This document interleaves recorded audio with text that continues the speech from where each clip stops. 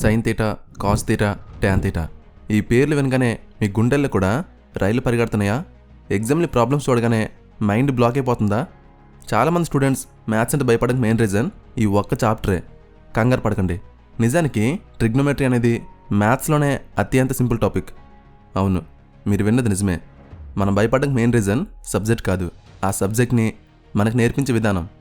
బట్టి కొట్టండి అని చెప్పారు తప్ప దీని అర్థం ఏంటి అని ఎవరు చెప్పలేదు. ఈరోజు మనం ఆ భయాన్ని పోగొట్టేద్దాం. ఒకసారి ఆలోచించండి, వేల ఏళ్ల క్రితం ఈజిప్ట్ పిరమిడ్ల హైట్ని ఎలా కొలిచారు? టేప్ పట్టుకుని పైకెక్కరా? లేదు కదా. పోనీ ఎవరెస్ట్ పర్వతం ఎత్తుని ఎలా కనిపెట్టారు? అలా కొలవడానికి అప్పుడే పుట్టింది ఈ ట్రిగ్నోమెట్రీ. సింపుల్గా చెప్పాలంటే ఇది కేవలం మెజర్మెంట్స్ ఆఫ్ ట్రయాంగిల్స్. మ్యాథ్స్ అంటే బట్టి కొట్టడం కాదు, ఇది యూనివర్స్ లాంగ్వేజ్. సో ఫ్రెండ్స్, ఈ వీడియోలో మనం ఈ ట్రిగ్నోమెట్రీ గురించి చాలా డీటెయిల్గా క్లియర్గా తెలుసుకుందాం. సో మ్యాథ్స్ అంటే భయం పోవాలంటే మన ఛానల్ని సబ్స్క్రైబ్ చేసుకోండి.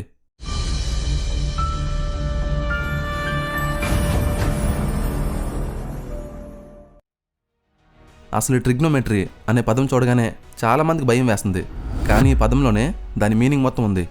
ఒకసారి దీన్ని 3 ముక్కలు చేద్దాం. Try, gone, మెట్రీ. ట్రై అంటే ఏంటి? 3. గాన్స్ అంటే భుజాలు లేదా సైడ్స్. మెట్రీ అంటే ఏంటి? కొలత అంటే మెజర్మెంట్స్.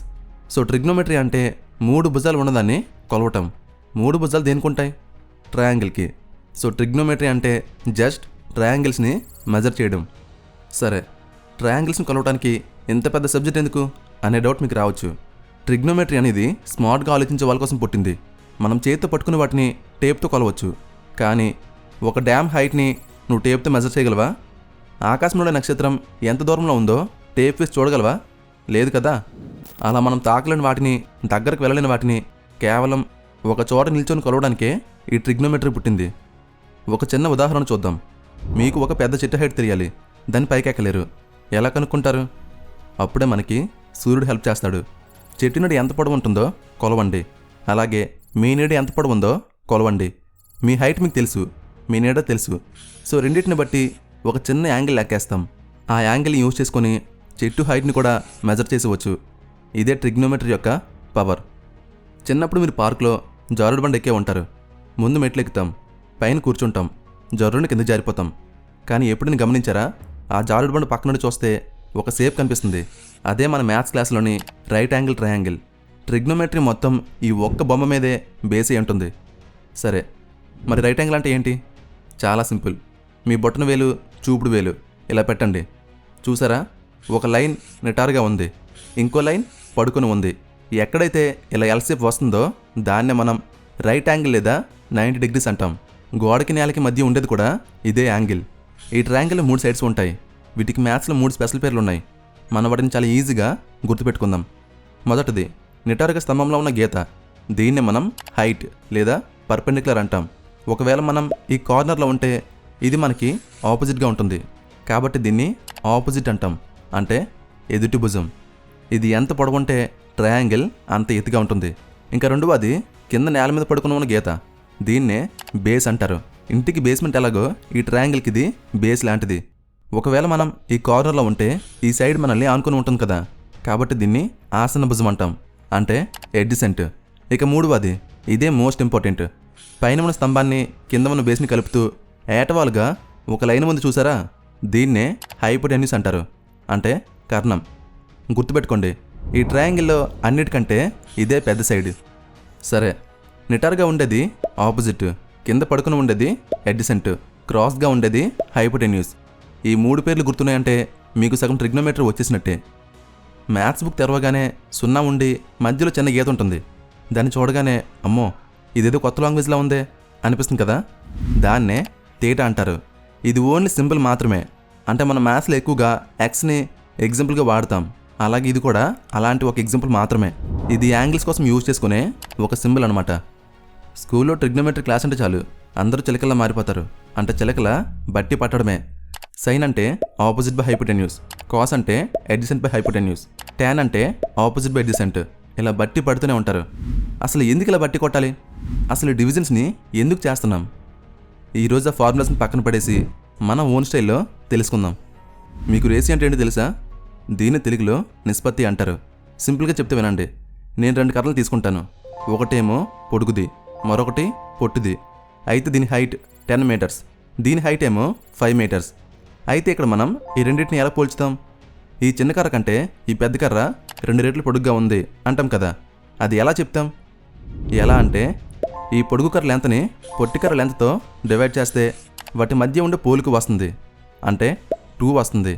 అందుకే పొట్టిదాని కంటే పొడుగుది 2 రెట్లు పొడుగ్గా ఉంది అని చెప్తాం. అంటే ఒకదానితో ఒకటి పోల్చాం. ఆ పోలికని మనం రేషియో అంటాం. ట్రిగ్నోమెట్రీలో కూడా ప్రతి సైడ్ని మరొక సైడ్తో కంపేర్ చేస్తాం, అంటే పోల్చుతాం.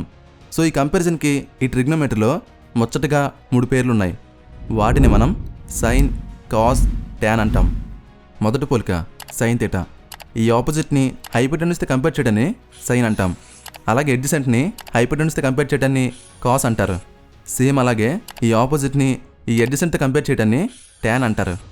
అయితే ఎగ్జామ్ హాల్లో కూర్చున్నప్పుడు మీకు కూడా ఇలాంటి డౌట్స్ వస్తుంటాయి. అరే సైన్ ఫార్ములాలో పైన ఆపోజిట్ వస్తుందా లేక ఎడ్జసెంట్ వస్తుందా? ఒక చిన్న కన్ఫ్యూజన్ చాలు, మొత్తం మీ ప్రాబ్లం రాంగ్ అయిపోతుంది. కానీ ఒక్క మ్యాజిక్ మాత్రం తెలిస్తే మీరు నిద్రలో కూడా కరెక్ట్గా చెప్తారు. ఆ మంత్రం పేరే సోకాటోవా. వినటానికి అది జపాన్ పేరులో ఉంది కదా, కానీ ఈ 3 ముక్కల్లోనే మొత్తం ట్రిగ్నోమెట్రీ ఫార్ములాస్ దాక్కున్నాయి. దీన్ని ఎలా వాడాలి ఇప్పుడు చూద్దాం. మొదటి ముక్క సో. దీన్ని విడదీస్తే ఎస్, ఓ, హెచ్. ఎస్ అంటే సైన్, ఓ అంటే ఆపోజిట్, హెచ్ అంటే హైపోటెన్యూస్. సో సైన్ కావాలంటే ఆపోజిట్ని హైపోటెన్యూస్తో డివైడ్ చేయి, సింపుల్. అండ్ రెండవ ముక్క కా. దీన్ని విడదీస్తే సి, ఏ, హెచ్. సి అంటే కాస్, ఏ అంటే ఎడ్జసెంట్, హెచ్ అంటే హైపోటెన్యూస్. సో కాస్ కావాలంటే ఎడ్జసెంట్ని హైపోటెన్యూస్తో డివైడ్ చేయి. చివరి ముక్క టోవా. టీ అంటే టాన్, ఓ అంటే ఆపోజిట్, ఏ అంటే ఎడ్జసెంట్. సో టాన్ కావాలంటే ఆపోజిట్ని ఎడ్జసెంట్తో డివైడ్ చేయి. మీరు ఎగ్జామ్ పేపర్ వెనకాల ఈ ఒక్క మంత్రాన్ని సోకాటోవా అని రాసుకోండి. మొత్తం 3 ఫార్ములాస్ మీ కళ్ళ ముందే ఉంటాయి. అయితే ట్రిగ్నోమెట్రీలో ఒక టేబుల్ ఉంటుంది. మొత్తం ట్రిగ్నోమెట్రీ వాల్యూస్ అన్నీ కూడా ఈ టేబుల్లోనే ఉంటాయి. సో ఏ ప్రాబ్లం చేయాలన్నా ఈ టేబుల్ని చూడడం, ప్రాబ్లం చేయటం, టేబుల్ని చూడటం, ప్రాబ్లం చేయటం, అలా చేస్తూ చేస్తూ లాస్ట్ కనిపిస్తుంది అరే ఈ టేబుల్ ఎలా అయినా బట్టి కొట్టేయాలి అనిపిస్తుంది. కానీ నేను ఉన్నా కదా మీకు ఈజీగా గుర్తుండిపోయేలా చెప్పడానికి. అసలు ఈ వాల్యూస్ ఆకాశం చూడపడ్డాయా లేక సైంటిస్టులు కలగని రాశారా? లేదు కదా. ఆ వాల్యూస్ని రియల్ లైఫ్ జామెట్రీని యూజ్ చేసుకునే కనిపెట్టారు. కానీ అవన్నీ చెప్పే తిరిగి నాకున్న వినే ఓపిక మీకుండదు. కాబట్టి మనం ఒక లాజిక్ పరంగా వీటిని గుర్తుపెట్టుకుందాం. మీ ఎడమ చేతిని ఇలా ముందుకు చాపండి. మ్యాజిక్ స్టార్ట్ చేద్దాం. ముందుగా మీ 5 వేలకి 5 పేర్లు పెడదాం. కింద నుండి స్టార్ట్ చేద్దాం. చిటికిన వేలు 0 డిగ్రీలు, ఉంగరపు వేలు 30 డిగ్రీలు, మధ్య వేలు 45 డిగ్రీలు, చూపుడు వేలు 60 డిగ్రీలు, బొటన వేలు 90 డిగ్రీలు. ఇది ఫిక్స్ అయిపోండి, ఆర్డర్ మర్చిపోవద్దు. మొదట సైన్ సంగతి చూద్దాం. దీని ఫార్ములా చాలా సింపుల్, రూట్ ఆఫ్ కింద ఉన్న వేలు బై 2. ఇది గుర్తుపెట్టుకోండి. ఉదాహరణకి సైన్ 30 కావాలి. 30 అంటే ఏ వేలు? ఉంగరపు వేలు. దాని కింద ఎన్ని వేలు ఉన్నాయి? చిటికిన వేలు ఒకటే ఉంది. సో ఈ ఫార్ములాలో 1 వేయండి. అంటే అది ఏమవుతుంది? రూట్ 1 అవుతుంది. రూట్ 1 అంటే 1 అని అర్థం. కింద ఏముంది? 2 ఉంది. సో మొత్తం ఏమవుతుంది? 1/2 అవుతుంది. సో సైన్ 30 వాల్యూ ఎంత? 1/2. ఇప్పుడు సైన్ 60 కావాలి. 60 అంటే ఏ వేలు? చూపుడు వేలు. దాని కింద ఎన్ని వేలు ఉన్నాయి? 3 వేలు ఉన్నాయి. అంటే ఇక్కడ 3 వేసుకోవాలి. అప్పుడు ఏమవుతుంది? రూట్ 3 అవుతుంది. కిందన ఏముంది? 2 ఉంది. సో మొత్తం ఎంత అవుతుంది? రూట్ 3/2 అవుతుంది. సో సైన్ 60 వాల్యూ ఎంత? రూట్ 3/2. సరే, ఇప్పుడు కాస్ సంగతి చూద్దాం. కాస్ అంటే రివర్స్ అనమాట.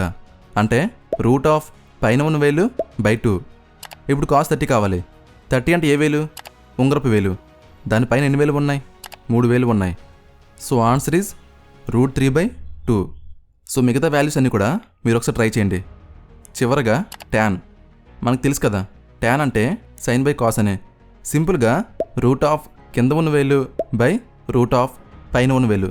ఇదే దీని ఫార్ములా. ఉదాహరణకి ట్యాన్ 30 కావాలి. 30 అంటే ఏ వేలు? ఉంగరపు వేలు. దాని కింద ఎన్ని వేలు ఉన్నాయి? 1. అంటే ఇక్కడ 1 వేసుకోవాలి. దానిపైన ఎన్ని వేలు ఉన్నాయి? 3. అంటే ఇక్కడ 3 వేసుకోవాలి. సో ఏమవుతుంది? రూట్ 1/√3. రూట్ 1 అంటే 1 అని అర్థం. అంటే ఫైనల్గా ఏమవుతుంది? 1/√3. ఇదే ట్యాన్ 30 వాల్యూ. సో ఇదే విధంగా ప్రతి వాటికి ట్రై చేయండి. కొంచెం బుర్ర పెడితే మొత్తం వాల్యూస్ అన్నీ కూడా మీ చేతిలోనే ఉంటాయి. ట్రిగ్నోమెట్రీ అనగానే నిద్రలో కూడా గుర్తొచ్చే ఫార్ములా ఒకటి ఉంది.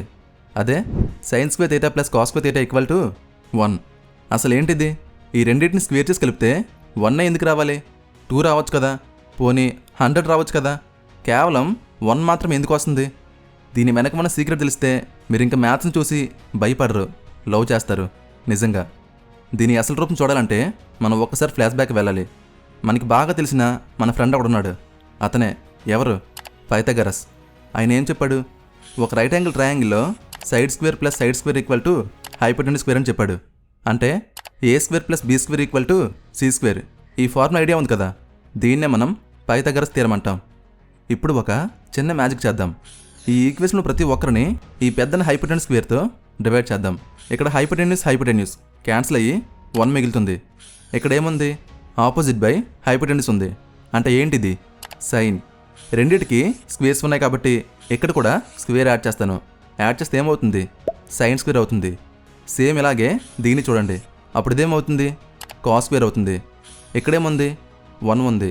సో మొత్తం చూద్దామా? Sine square plus cos square equal to 1. మనం చూస్తుంది ట్రిగ్నోమెట్రీ. ట్రిగ్నోమెట్రీ దేంతో చేస్తాం? యాంగిల్స్ని యూజ్ చేసుకొని చేస్తాం. కాబట్టి ప్రతి చోట థీటా యాడ్ చేయండి. థీటా అంటే యాంగిల్ అని. సో మొత్తం చూద్దామా? Sine square theta plus cos square theta equal to 1. అంటే ఇదేదో పెద్ద భయంకరమైన ఈక్వేషన్ కాదు, మారువ్యాసంలో ఉన్న పైథాగరస్ థియరం. సో ఇదే ఫ్రెండ్స్ ఈరోజు వీడియో. ఈ వీడియో ఎలా అనిపించిందో తప్పకుండా కామెంట్ చేయండి. అలాగే ప్రతి ఒక్కరు కూడా ఒక్క లైక్ చేయండి చాలు. అలాగే సబ్జెక్ట్లో ఎవరైతే వీక్గా ఉంటారో అలాంటి వారికి షేర్ చేయండి, చాలా హెల్ప్ అవుతుంది.